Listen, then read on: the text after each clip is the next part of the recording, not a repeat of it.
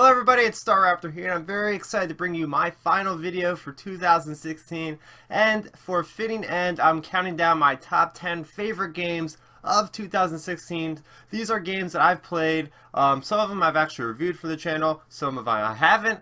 These are games on the PC and the Xbox One that I've played. I'm judging these simply on the amount of fun I had with the games, the amount of replayability, how they hit me on an emotional level. Some kind of games I have on my list are a lot of indie games this year. I have some shooters, some RPGs, and some strategy games. So without further ado, let's jump into number 10. That is Oxenfree. So this is an independent game. You probably didn't hear about it because I didn't really hear about it until it was on the Xbox One store. I picked this thing up, and it is a really cool experience. A very short game, but basically it's about characters that you control. And it's a very narrative-based game, so there's these kids that go to this island, this kind of getaway. It's known for their high school. Kids go there and kind of have fun, and basically that's where the story starts off, a very grounded in reality story, but then there's elements of science fiction are woven throughout. Something I really liked is the art style. It's a very simplistic, kind of 2D, kind of painted kind of feeling to it. But it also had some really great voice talent, some great voice acting. You really started to feel attached to these characters. And by the end, all your decisions that you make has a huge consequence on how your story ends. So your story will end differently than somebody else that you played with. And what's really interesting is there's not a whole lot of action at all, actually, in this, but it's more of a dialogue-based game. So this is similar to games like The Walking Dead by Telltale, or like, any BioWare game where you have these dialogue trees. So you have options of what you want to say to kind of shape the way you play. So yes, I really enjoyed this game. Moving on to game number 9 on my list is Civilization 6. This is obviously a long-going franchise, and this is really the first one that I actually delved into very deeply. This is a strategy game. You're basically starting from 3000 BC or something, and picking a civilization and watching it grow and flourish, or just plain get diminished and crushed by rival civilizations.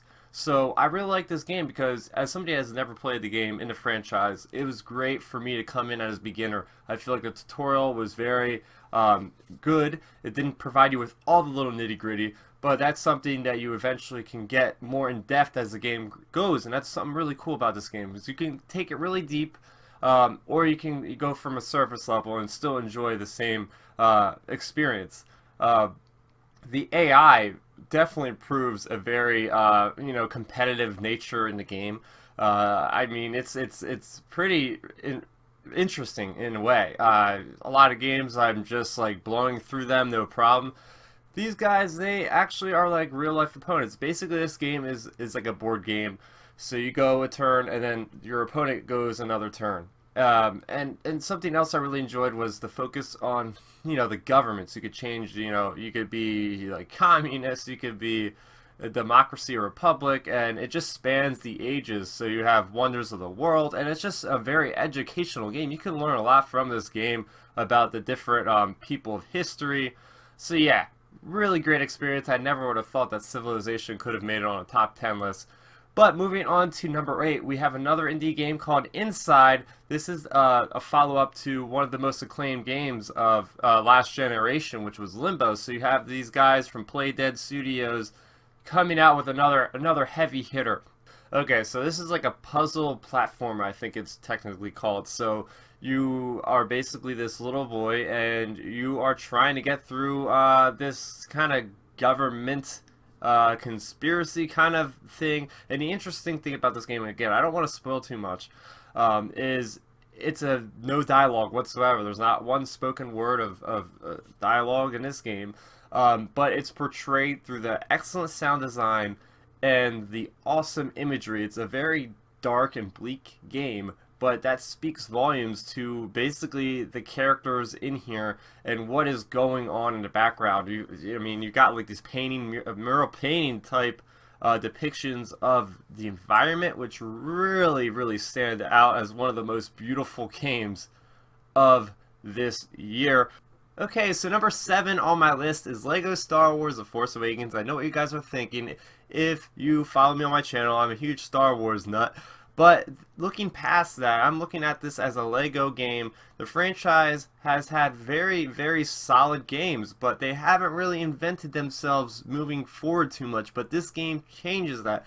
They have awesome things in this game. First off, we have voice acting from the actual actors themselves. So you have, Harrison Ford, Daisy Ridley, John Boyega. So you have that authenticity to Star Wars, but you also have new gameplay mechanics such as blaster fights that are similar to like Gears of War. It's like cover base, pop and shoot 'em kind of thing, and you have some really great dogfighting missions that really, I wish I could get more of that, because that's one of my favorite things about Star Wars games in general.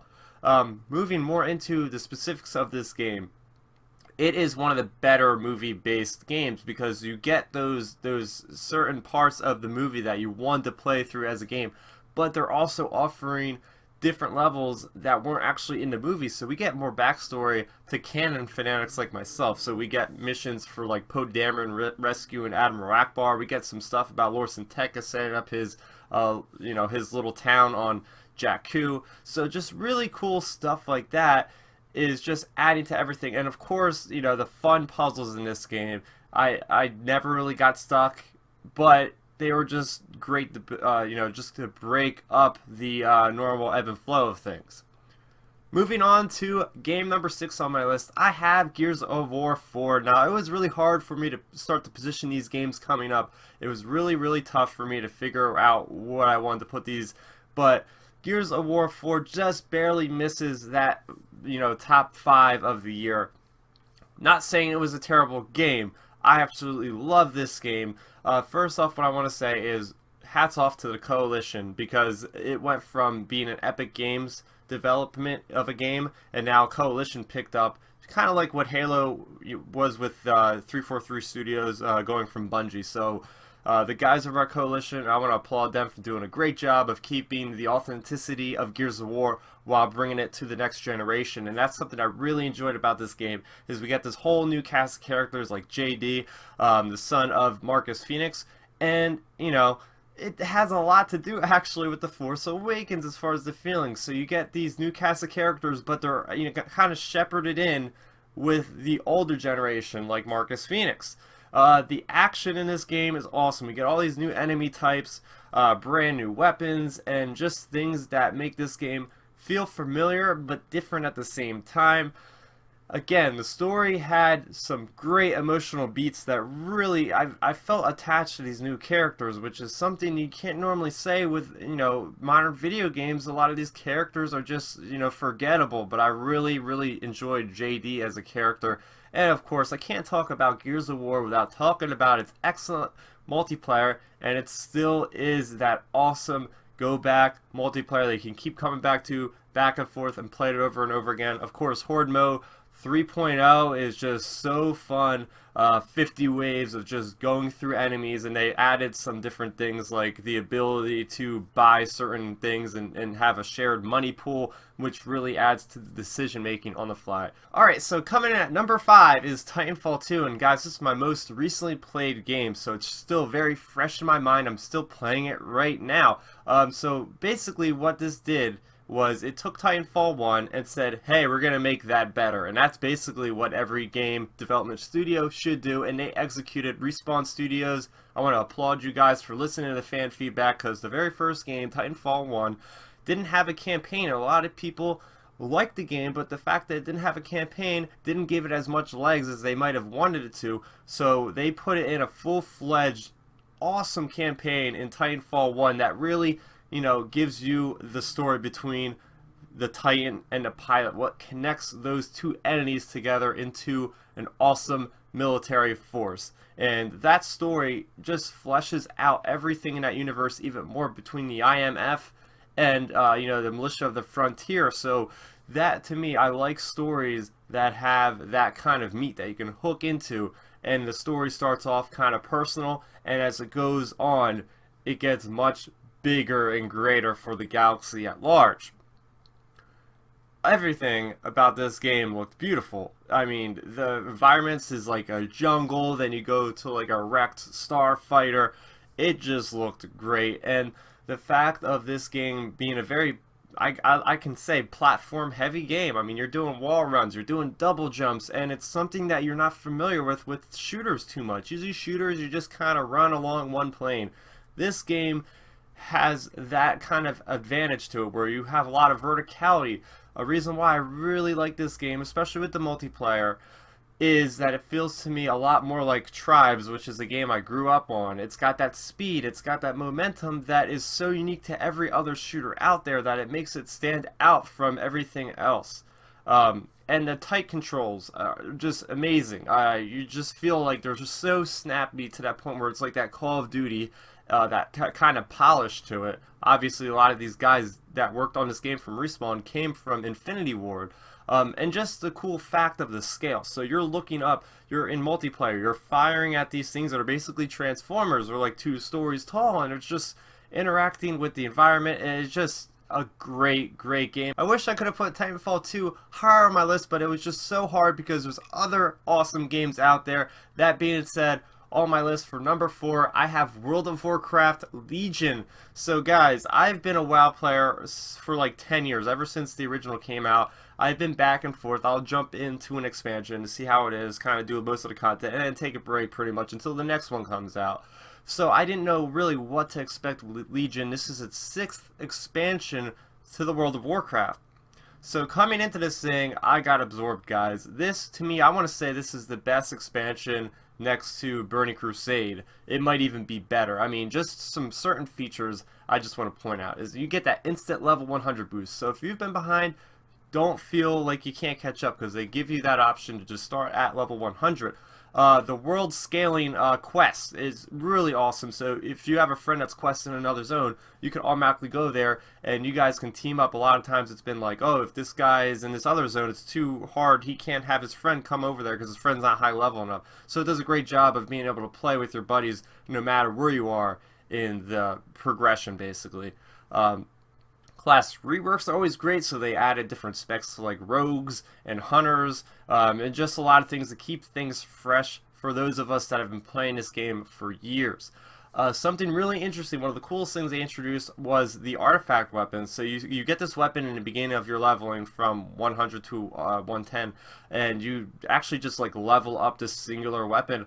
You level it up by doing quests, you get things to power it up. You could actually get to the point where you can change its aesthetics, the way it looks, its skins, and everything like that. I think it's a brilliant move on Blizzard to just try to, go outside the box. We're always used to getting these new weapons and then changing them out. But now we get a weapon, we can own that weapon, feel like it's ours, and just see through to the end with that awesome weapon, because they have so much power, they have unique abilities and whatnot. World quests are one of the ambitious things that Blizzard's ever done with WoW, easily. So just like the world scaling, when you get to max level at 110, you're able to progress through the game by getting different kind of loots and stuff by looking on this world map, and you can see what quests are open. They have different reputations, different factions that allow you to continue your quests through World of Warcraft, and it just adds that much more replayability to the game. We have the explorations return from World of Warlords. We have rare mobs and treasures, which give you cool toys and different things like that. You got the order halls to make you have all your classes in one area. Of course, the story is epic, more epic than ever. I think I was more absorbed in the story from World of Warcraft Legion than I have been through the entire game. It's just that good. Of course, we get a new class, Demon Hunter. We get the PvP talents. Now you have your own talent tree for that. And, and just in general, like, Blizzard did a great job. There was not a lot of glitches or any slowdown that I've really experienced. So coming in at number 3, we're on a final stretch here, I have Doom. So Doom, guys, holds a very special spot in my heart, because Doom is one of the very first games I was ever introduced. I remember playing this thing, my dad showed it to me, and I could never get off the game, probably when I was 4 or 5. And just the fact that I remember all these enemy types from this current Doom back to when I was playing, it's such a nostalgia trip, and that's probably one of the most strongest suits I could say about the game, is it pays homage to the original game, but it manages to feel fresh, obviously, with how games are today.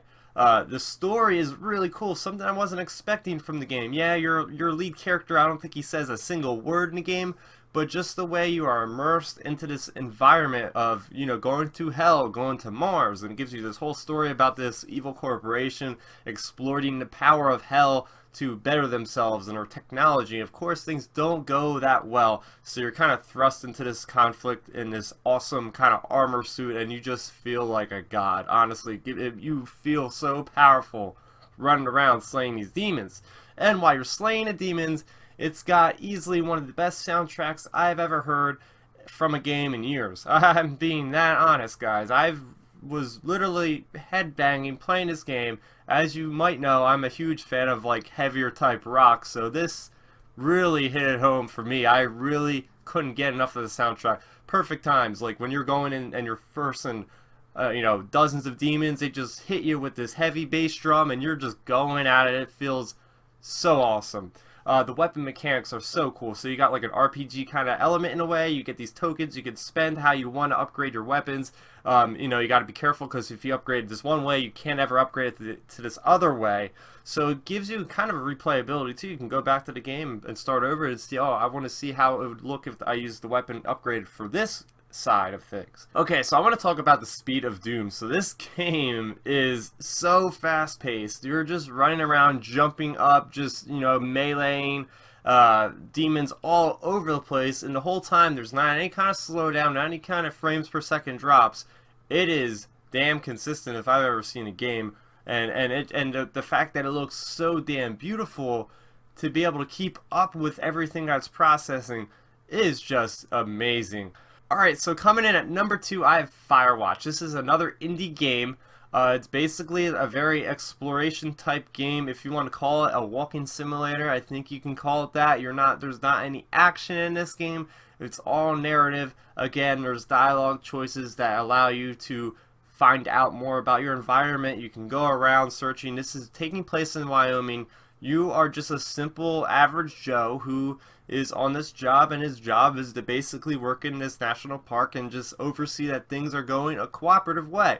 You know, you're looking out after the park. You know, there might be some teenagers, you know, starting little fires and stuff that you have to kind of go out and survey. And, you know, it starts out very, very, you know, broad, kind of like not much going on. But then there's a deeper story that hits. There's a story with your personal character, but then there's also an overarching story. And the coolest thing is, you're playing this man who has a walkie-talkie. So all you're doing the whole game is you're talking to this other woman who also works at the national park. And you guys are having this conversation. And it just feels so genuine. Like the best dialogue that I've heard in a game in years. Like it emotionally affected me.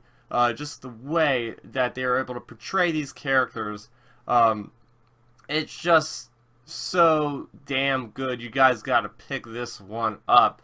And finally, we've come to my number 1 game of the year. This for me was actually pretty easy. From the moment I started playing Overwatch, I already knew that this was going to be my game of the year.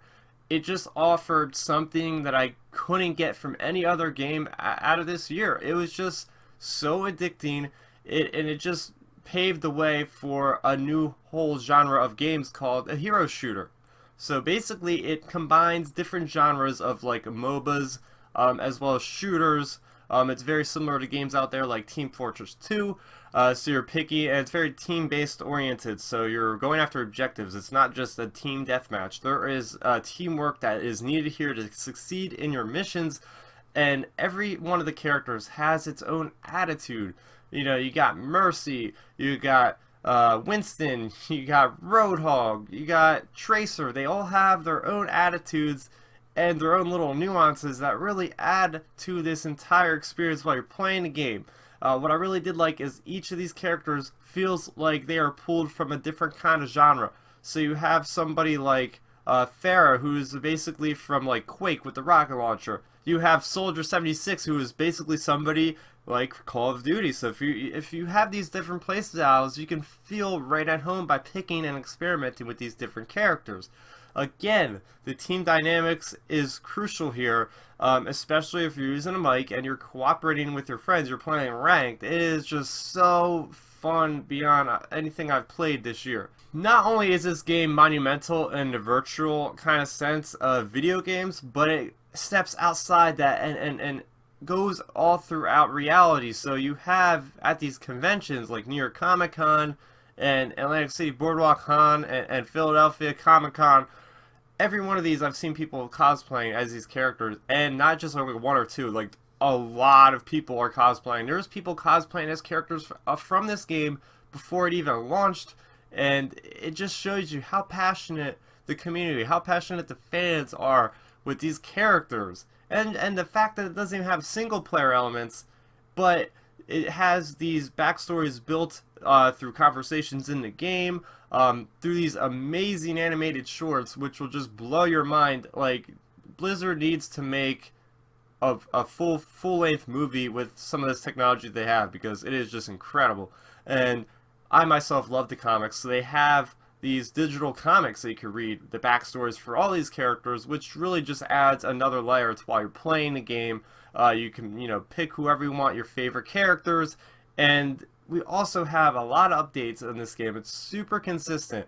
They're always, balancing, things that might be, so they might nerf some things, they might buff some things up, and they have new characters which don't cost any money at all. There's not really any, well, there is microtransactions, but the way that the game runs is you buy these loot crates, which it doesn't feel like you're ever cheated, because there's nothing that's like game breaking in the loot crates. It's all aesthetics, all voiceover lines and stuff like that.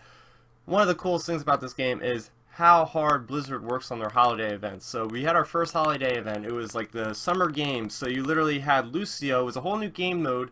It was basically Rocket League with Lucio, who is this character on rollerblades, and you're trying to get this ball into the goal, and it's just a whole different side of things. And the next event we had was the Halloween event. So you had characters for like a basically like a horde mode of Overwatch, wave-based enemies and like little AI bosses and stuff. And then you also had, which is going on right now, if you're watching this video, the day it goes on, we have the Winter Wonderland event, which is basically you can throw snowballs and have a fun time as May in one of the game modes. So really fun. Also, we have all these themed skins for each one of these events. So it is just like, damn, is this really cool. And of course, it's a Blizzard game, and with Blizzard games, we know we get very polished, very tight games that we can expect to have a high quality. Alright, so that's going to do it for my top 10 games of 2016, but I want to know what some of your favorite games are, so please let me know in that comment section below. Also, be sure to check out my video game reviews on this channel and subscribe to this channel if you aren't already. I also offer other content such as movies, comics, and a lot of Star Wars content. So that's going to do it for me, Star Raptor. Thank you for watching, and have a Happy New Year. So, did you like the video? Then make sure you rate it a thumbs up, and if you did that, go over there, hit that Star Raptor head to subscribe to my channel. Doing so will keep you up to speed on all of my latest content. Speaking of which, you can see a couple of my recent uploads down below. I'm also on social media, so what are you waiting for? Let's start nerding out.